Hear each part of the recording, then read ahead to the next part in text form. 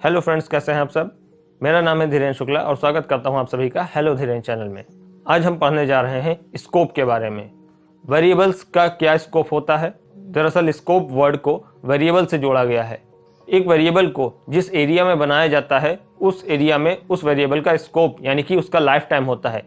एक वेरिएबल कितने एरिया में जा सकता है, कितने एरिया में एक्सेस हो सकता है, वो होता है उस वेरिएबल का स्कोप। तो आज यही पढ़ेंगे कि एक वेरिएबल अगर किसी फंक्शन के अंदर बना दिया जाता है तो उस वेरिएबल का स्कोप उस फंक्शन के अंदर होता है। वहीं पर अगर किसी वेरिएबल को किसी फंक्शन के अंदर ना बना करके बाहर हम बनाते हैं तो उसका स्कोप पूरे प्रोग्राम के अंदर रहेगा, यानी कि ग्लोबल रहेगा। तो चलिए ज़्यादा देर ना करते हुए चलते हैं लैपटॉप की स्क्रीन पे एंड देखते हैं कि वेरिएबल्स का स्कोप क्या होता है और इसे कैसे समझना है।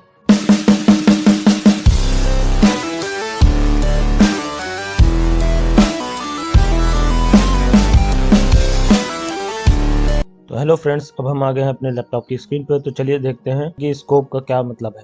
सबसे पहले ओपन कर लेते हैं अपना सबलाइम टेक्स्ट एडिटर। यहाँ पर Ctrl+N प्रेस करते हैं और ले लेते हैं एक नई फाइल। अपनी फाइल को सबसे पहले कर लेते हैं सेव, क्योंकि सेव करने का प्रोसेस बहुत ज़्यादा इंपॉर्टेंट होता है। Ctrl+S प्रेस किया। ये देखिए हमारे पास लोकेशन आ रही है जिस पीसी के अंदर विंडोज़ की C drive and C drive के अंदर पाइथन फोल्डर। ये वही लोकेशन है जहां पर मैं अभी तक अपनी सभी फाइलों को सेव करते आया हूं। आप लोगों को भी मैं यही रिकमेंड करूंगा कि आप लोग भी एक पर्टिकुलर फोल्डर बना ले और उसी पर्टिकुलर फोल्डर के अंदर ही सभी फाइलों को रखें। यहाँ पर नीचे मैं फाइल नेम दूंगा। आज हम पढ़ने जा रहे हैं स्कोप के बारे में, तो हम अपनी फाइल का नाम स्कोप दे देते हैं। .py लगाते हैं एक्सटेंशन। ये देखिए मैंने अपनी फाइल का नाम scope.py एक्सटेंशन दिया है।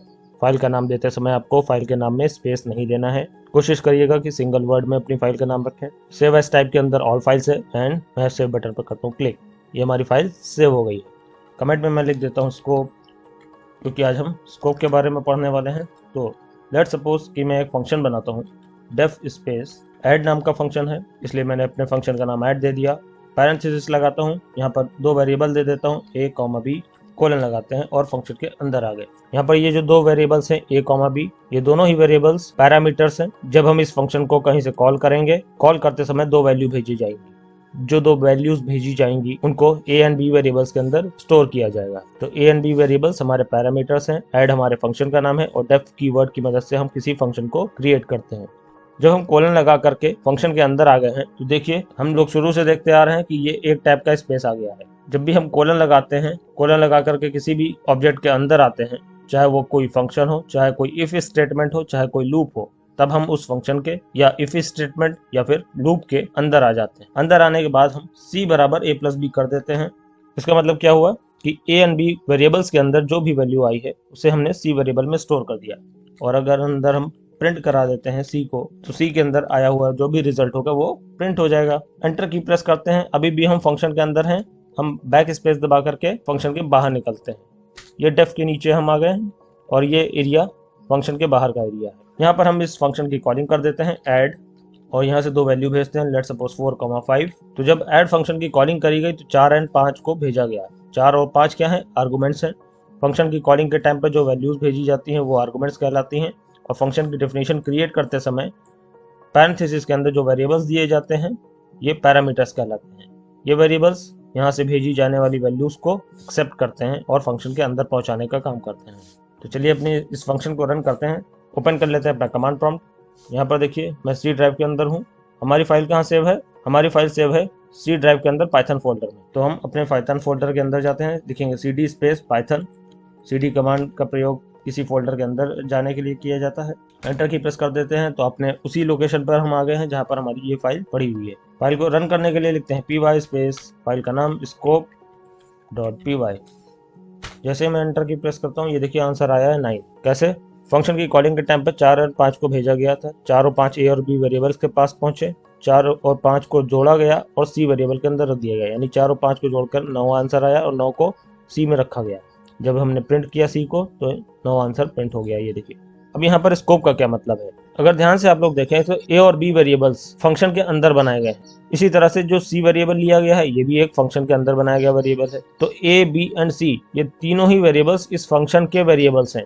इन तीनों का जो स्कोप है यानी लाइफ टाइम है, कितने एरिया में ये एक्सेस हो सकते हैं, वो इस फंक्शन की बॉडी है। इस फंक्शन के अंदर ही ए भी यूज हो सकता है, बी भी यूज हो सकता है और सी भी यूज हो सकता है। हम चाहे ए को प्रिंट कराएं, चाहे बी को प्रिंट कराएं, चाहे सी को प्रिंट कराएं, फंक्शन की बॉडी के अंदर तीनों ही वेरिएबल्स को एक्सेस किया जा सकता है।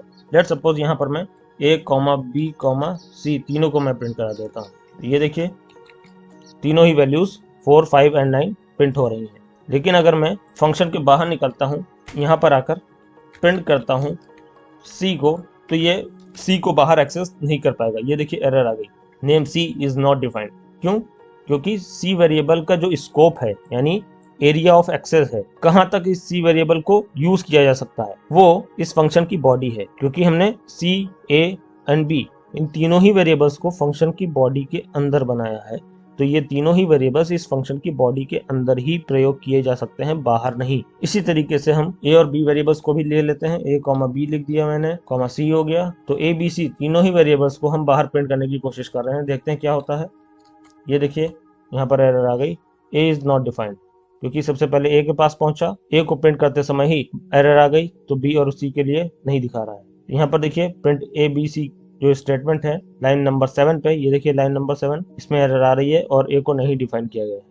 तो यहाँ पर हम ये देखते हैं कि जो वेरिएबल्स हैं वो किसी पर्टिकुलर फंक्शन की बॉडी के अंदर बनाए गए हैं, इसकी वजह से वो फंक्शन की बॉडी के अंदर ही यूज हो सकते हैं। तो ऐसे केस में वो वेरिएबल्स जो किसी फंक्शन की बॉडी, जैसे कोई इफ स्टेटमेंट हो उसकी बॉडी के अंदर, चाहे कोई लूप बना रहे हैं तो किसी लूप के अंदर अगर हम बनाते हैं किन्हीं वेरिएबल को, तो वो वेरिएबल्स जो किसी चीज के अंदर बनाए जा रहे हैं, जैसे कि किसी फंक्शन के अंदर बनाए जा रहे हैं, या किसी इफ स्टेटमेंट के अंदर बनाए जा रहे हैं, या किसी लूप के अंदर बनाए जा रहे हैं, तो उनको उन्हीं की बॉडी के अंदर ही एक्सेस किया जा सकता है।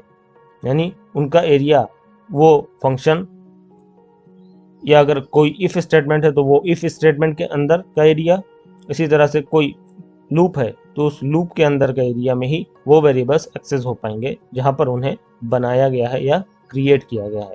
उनका लाइफ टाइम उस एरिया के अंदर ही होता है। अगर हम बाहर उन्हें प्रिंट करने की कोशिश करेंगे तो हमें एरर मिलेगी।